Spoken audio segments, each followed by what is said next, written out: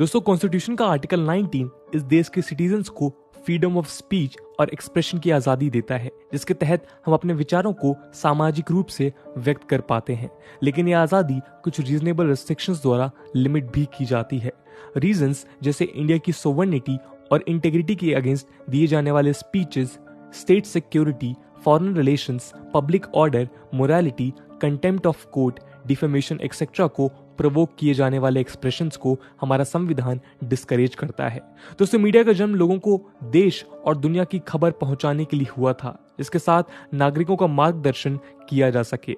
Social, legal, economic और cultural problems को highlight करना और लोगों को जागरूक करना मीडिया का प्रोमिनेंट रोल हुआ करता था। शायद इन्हीं कारणों से मीडिया को डेमोक्रेसी का फोर्थ पिलर कहा जाता है। जहां इंटरनेट रिवॉल्यूशन से पहले मीडिया का रोल केवल कुछ चुनिंदा प्रोफेशनल लोगों द्वारा प्ले किया जाता था, वहीं आज सोशल मीडिया और ईज ऑफ कम्युनिकेशन के एक्सेस के कारण हर इंडिविजुअल खुद में एक मीडिया पर्सन बन चुका है। हर काम जो पहले मीडिया करती थी, आज social media users individual level पे करने के लिए सक्षम हो गए हैं। इंटरनेट हमें कुछ सेकंड्स के अंदर आज वास्ट ऑफ इंफॉर्मेशन का एक्सेस प्रोवाइड कराता है, जिससे लोग सोशल मीडिया सर्विसेज की मदद से लाखों लोगों तक पहुंच सकते हैं और उस इंफॉर्मेशन को पहुंचा भी सकते हैं।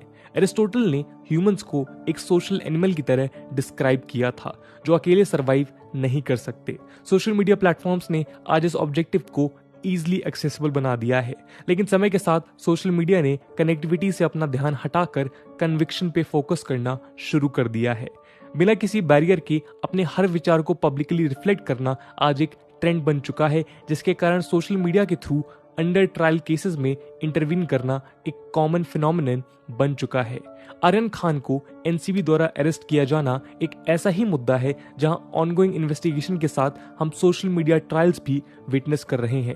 इन ट्रायल्स में एनसीबी और कोर्ट से बाहर मीडिया रिपोर्ट्स और इंडिविजुअल पर्सपेक्टिव के थ्रू आज आर्यन खान के केस की पब्लिक ट्रायल की जा रही है। दोस्तों, आज के हमारे वीडियो का मकसद सोशल मीडिया के इन्हीं ट्रायल्स को एनालाइज करना है, जिसके तहत हम इस न्यू ट्रेंड को एनालाइज करेंगे। इसके साथ ही सोशल मीडिया ट्रायल्स के पॉजिटिव और नेगेटिव इम्पैक्ट को समझने का भी प्रयास करेंगे। आइए शुरू करते हैं आज का डिस्कशन। दोस्तों, समय के साथ सोशल मीडिया ट्रायल्स एक इंट्रूजन और एथिकल ब्रीच बनकर उभरा है। आज वो फंक्शंस जो जुडिशरी और इन्वेस्टिगेशन एजेंसी को परफॉर्म करने की जरूरत है, सोशल मीडिया पे लोग इंडिविजुअल लेवल पे प्ले कर रहे हैं।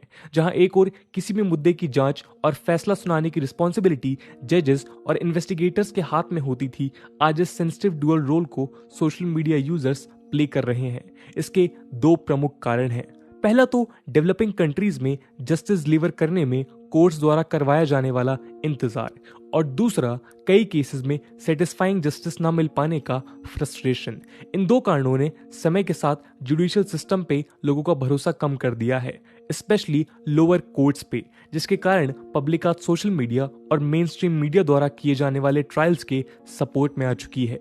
जब भी कोई सेंसिटिव केस कोर्ट के सामने लाया जाता है, आज लोगों के अंदर एक हाई क्यूरियोसिटी देखने को मिलती है।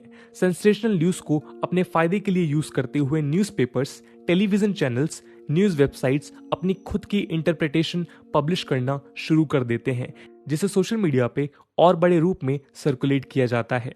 दोस्तों, इंडिया में ऐसे इन्वेस्टिगेटिव जर्नलिज्म प्रोहिबिटेड नहीं है, लेकिन केवल मीडिया कवरेज के द्वारा किसी इंडिविजुअल को इनोसेंट या गिल्टी प्रूव करना एक चिंता का विषय है। सोशल मीडिया ऐसे जजमेंट्स को ट्रेंड करवाती है, जिससे बिल्डअप हुए पब्लिक ओपिनियन से अंडर ट्रायल केसेस पे इम्पैक्ट पड़ता है। इस सोशल मीडिया ट्रायल का सोसाइटी और उसके नैरेटिव पे सीरियस इम्पैक्ट डाला है, जिसके पॉजिटिव और नेगेटिव दोनों रिजल्ट आए हैं। आइए कुछ फेमस केसेस के पर्सपेक्टिव में इस बात को समझते हैं, जिसे हम दो सेक्शंस में देखेंगे, एक पॉजिटिव इम्पैक्ट के साथ और दूसरा नेगेटिव इम्पैक्ट के साथ। संजय दत्त केस। दोस्तों, 1994 में एक्टर संजय दत्त को 1993 मुंबई बॉम्ब ब्लास्ट में इन्वॉल्व होने के कारण 5 साल की सजा सुनाई थी।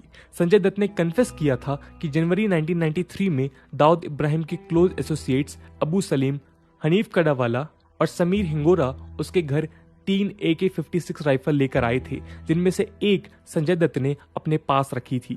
संजय दत्त ने 1992 में बाबरी मस्जिद डिमोलिशन के बाद मुंबई में हुए राइट्स में मिलने वाली धमकियों को मेंशन किया था, जिसके डर के कारण उन्होंने ये राइफल अपने पास रखी थी।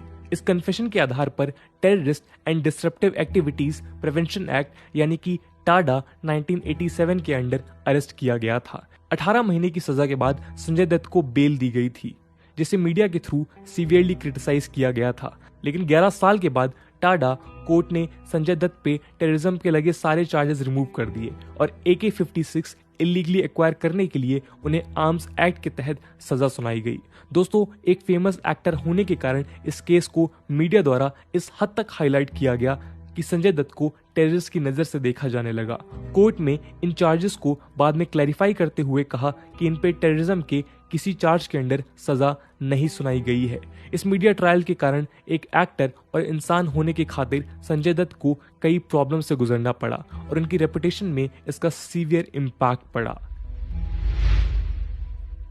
दोस्तों, 1999 में साउथ दिल्ली के एक रेस्टोरेंट में काम करने वाली बारमेड जेसिका लाल की कांग्रेस के पूर्व यूनियन मिनिस्टर नियोज शर्मा के बेटे मनु शर्मा ने गोली मारकर हत्या कर दी थी।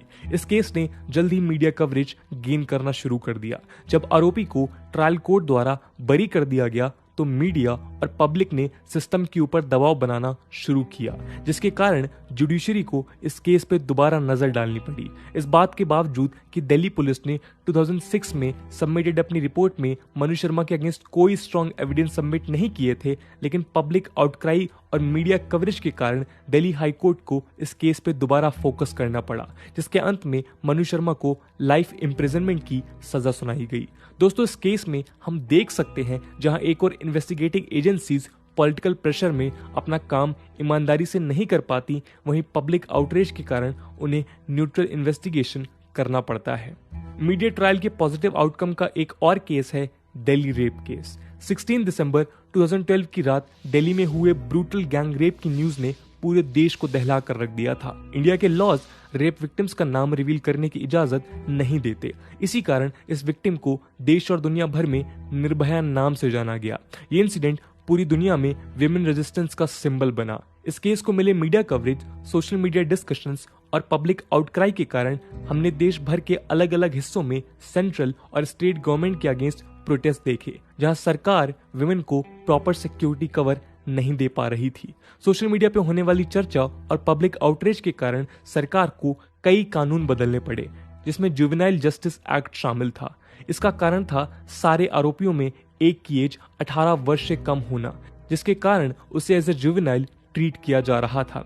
ऐसे अपराध में शामिल होने के कारण पब्लिक और मीडिया ने यह स्वीकार नहीं किया और सरकार को मजबूर होकर हीनियस क्राइम करने वाले कल्प्रिट्स को एज एन एडल्ट ट्राई करने की एज 18 ईयर्स से घटाकर 16 ईयर्स करनी पड़ी। दोस्तों, हमने सिमिलर मीडिया ट्रायल्स और सोशल मीडिया डिस्कशंस कई केसेस में देखे जिन्होंने किसी मुद्दे के प्रति हमारा ओपिनियन चेंज किया। पिछले साल तबलीगी जमात केस हो या रिया चक्रवर्ती या एनसीबी द्वारा लीड किया जाने वाला ट्रायल, हर एक मुद्दे पे हमने कोर्ट और इन्वेस्टिगेटिव एजेंसी से ज्यादा सोशल मीडिया का एक्टिव रोल देखा। हाल ही में एनसीबी द्वारा अरेस्ट किए जाने के बाद शाहरुख खान के बेटे आर्यन खान से रिलेटेड न्यूज भी हमारे मीडिया सेक्शन में यूं ही सर्कुलेट हो रही है। केस अभी अंडर इन्वेस्टिगेशन है और एनसीबी आर्यन खान से क्वेश्चनिंग कर रही है, लेकिन पैरेलल मीडिया ट्रायल और सोशल मीडिया डिस्कशंस के कारण ये मुद्दा आज देश भर में एक ब्रेकिंग स्टोरी की तरह सर्कुलेट किया जा रहा है। दोस्तों, आइए इन सोशल मीडिया ट्रायल्स को लेकर हमारी जुडिशरी का क्या कहना है, इस पर एक नजर डालते हैं। जस्टिस सीकरी ने मीडिया ट्रायल्स पे कमेंट करते हुए कहा कि मीडिया डिजिटल एज में पूरी तरह बदल चुका है और आज हम लोग पेड और फेक न्यूज के एरा में रह रहे हैं। सुप्रीम कोर्ट ने AK गोपालन वर्सेस नूरदीन केस 1969 में ये कहा था कि यदि किसी पर्सन के अरेस्ट के बाद कोई पब्लिकेशन सस्पेक्ट के पक्ष में बायस्ड है तो इसे कंटेम्प्ट ऑफ कोर्ट माना जाएगा। Sushil Sharma versus the state of Delhi के केस में दिल्ली हाई कोर्ट ने ये कहा था कि किसी केस का फैसला फैक्ट्स के बेसिस पे किया जाना चाहिए, ना कि मीडिया रिपोर्ट्स के बेसिस पे। साइबाल कुमार BKV सेन केस में सुप्रीम कोर्ट ने यह कहा था कि मीडिया ट्रायल और कोर्ट ट्रायल के बीच कोई कंपैरिजन नहीं हो सकता। Recently Tablighi Jamaat case Bombay high court ने प्रिंट और इलेक्ट्रॉनिक मीडिया को स्लैम करते हुए इन्हें एक प्रोपेगेंडा का हिस्सा बताया था, जिसके तहत तबलीगी जमात इवेंट में पार्टिसिपेट करने वाले फाउंडर्स को डिफेम कर कोरोना वायरस का सुपर स्प्रेडर बताया गया था। दोस्तों, हमने कई एग्जाम्पल से देखा कि सोशल मीडिया और मेन स्ट्रीम मीडिया सोसाइटी पे अनेक प्रभाव डालने में सक्षम है। कुछ केसेस में जहां मीडिया ट्रायल्स ने किसी को ओवर डिफेम कर दिया, वहीं कुछ केसेस में नीटिजन्स और मीडिया पुश के कारण कई दोषियों को सजा सुनाई गई और समाज में पॉजिटिव टर्न आया। डिजिटल वर्ल्ड के इस दौर में सोशल नेटवर्किंग साइट्स के इम्पैक्ट से दूर रहना मुमकिन नहीं है, लेकिन एक जिम्मेदार और जागरूक नागरिक बनकर हम इसके रोल को रिफाइन कर सकते हैं, जो हमारे देश और समाज के लिए पॉजिटिव स्टेप होगा।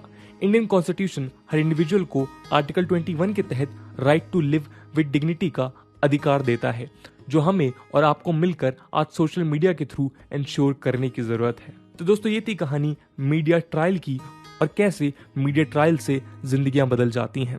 आज की वीडियो के लिए इतना ही। आई होप आपको वीडियो पसंद आई होगी, और अगर पसंद आई है तो अपने दोस्तों के साथ शेयर करना मत भूलिएगा। हम मिलते हैं अगले वीडियो में, तब तक के लिए जय हिंद, जय भारत।